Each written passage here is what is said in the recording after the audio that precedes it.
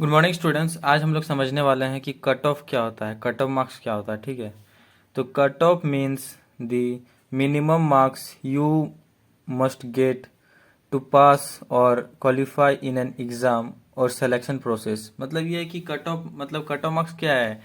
Cut off marks एक marks है जिसको आप अगर आप पास होना चाहते हैं एग्जाम, तो कम से कम उतना मार्क्स क्वालिफाई करने के लिए लाना पड़ेगा। और वो जो कट ऑफ मार्क्स है वो डिसाइड कैसे होता है वो मैं आपको आगे बताऊंगा। लेकिन कट ऑफ मार्क्स क्या है, कम से कम minimum marks you must get, मतलब उतना मार्क्स आपको लाना ही लाना है टू पास और क्वालिफाई एन एग्ज़ाम। ठीक है, जैसे देख समझेंगे आगे अच्छा से।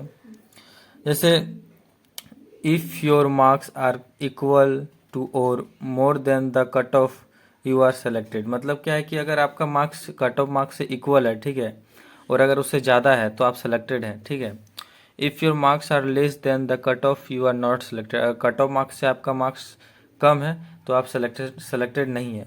और कट ऑफ मार्क्स कैसे डिसाइड होता है कि कट ऑफ कितना रहना चाहिए, ये पेपर का लेवल पे डिसाइड होता है, वो मैं आपको आगे बताऊंगा। बने रहिए वीडियो पे। चलिए अब एग्जाम्पल से समझते हैं। If the cut of for the assessee steno exam is 150 marks. ठीक है, तो देखिए कट ऑफ जो एसएससी स्टेनो का मार्क्स है वो 150 है। ठीक है, लेकिन अगर ए पर्सन हु गेट 150 और मोर देन पास और क्वालिफाइड, मतलब अगर वो पर्सन जो है जो क्वालिफाई जो कट ऑफ मार्क्स 150 है, अगर उससे ज़्यादा ले आता है या फिर उसके बराबर ले आता है, ठीक है, ए पर्सन हु गेट 150 और मोर, तो अगर वो या तो तब वो पास हो जाएगा और क्वालिफाइड हो जाएगा। लेकिन क्या है कि ये पर्सन हु गेट बिलो 150, ठीक है, अगर 150 कट ऑफ मार्क्स से कम आता है तो वो डिस्क्वालीफाई है, वो सेलेक्टेड नहीं है वो एग्ज़ाम के लिए। ठीक है, अब देखिए how cut off marks is decided.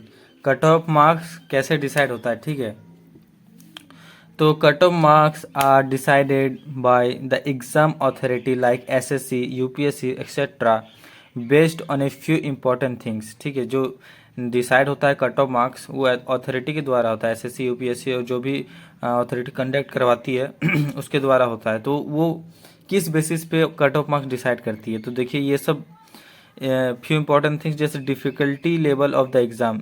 Exam का लेवल किस तरह का है, डिफ़िकल्ट है या क्या है, उस बेसिस पे number of the candidate, number of vacancies और रिजर्वेशन कैटेगरीज।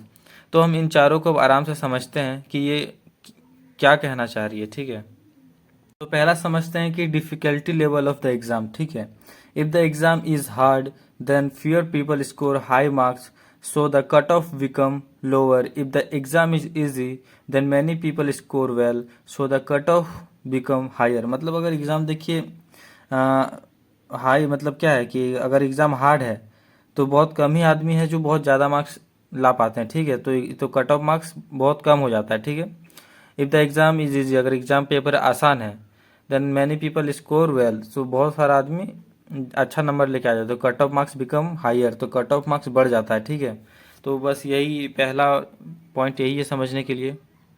सेकंड नंबर पे हमारा नंबर ऑफ कैंडिडेट्स।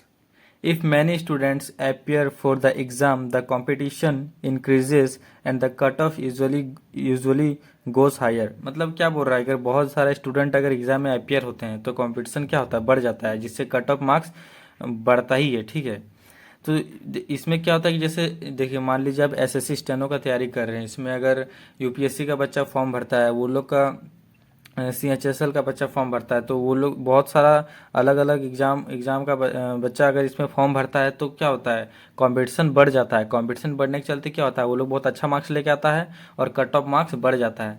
तो ये होता है नंबर ऑफ कैंडिडेट ज़्यादा होने का नुकसान। तीसरा नंबर पे हमारा number of vacancies. If there are fewer seats और jobs the cut off goes higher because more people are fighting for fair position. ठीक है, इसमें क्या बोल रहा है, देखिए अगर सीट्स कम है, ठीक है, सीट्स कम है तो कट ऑफ क्या है, बढ़ेगा, because more people are fighting, बहुत सारा आदमी लड़ रहा है कुछ पोजीशन के लिए। ठीक है, क्योंकि सीट कम है और सीट कम है और कैंडिडेट ज़्यादा है, अगर ज़्यादा कैंडिडेट कम सीट के लिए लड़ेगा तो कंपटीशन कट ऑफ तो बढ़ेगा ही। ठीक है, तो यहाँ पर देखिए if there are more vacancies, अगर वैकेंसी बहुत ज़्यादा है, ठीक है, तो कट ऑफ लो हो जाता है ताकि सबको सीट मिले। ठीक है, ताकि सीट भर जाए। अगर सीट कम है अब देखिए चौथा नंबर पे है रिजर्वेशन कैटेगरी, मतलब each category general, OBC, SC, ST etcetera has its own cut off depending on how many seats are reserved. मतलब क्या है कि हर कैटेगरी के लिए अलग क्या बोलते हैं कट ऑफ रहता है। जैसे मान लीजिए if the total marks are 200, अगर मान लीजिए टोटल मार्क्स 200 है, देन जनरल कैटेगरी को कट ऑफ, जनरल कैटेगरी को कितना लाना पड़ेगा, जनरल कैटेगरी का कट ऑफ 150 है।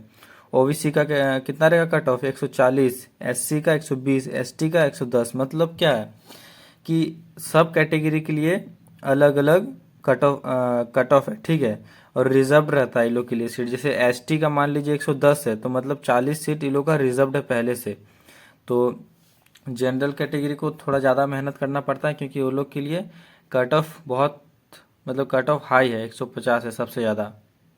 तो अगर इसी तरह का वीडियो अगर आपको देखना पसंद है, तो कुछ नॉलेजेबल वीडियो में देखना पसंद है, तो मैं डेली कुछ ना कुछ सिखाने की कोशिश करता हूँ। चैनल को सब्सक्राइब कीजिए, लाइक कीजिए अगर मेरे वीडियो आपको पसंद है तो सब्सक्राइब करके रखिए, ताकि मैं कुछ भी वीडियो डालूँ तो नोटिफिकेशन आपको सबसे पहले मिले और आप कुछ डेली सीखें और आगे बढ़ें।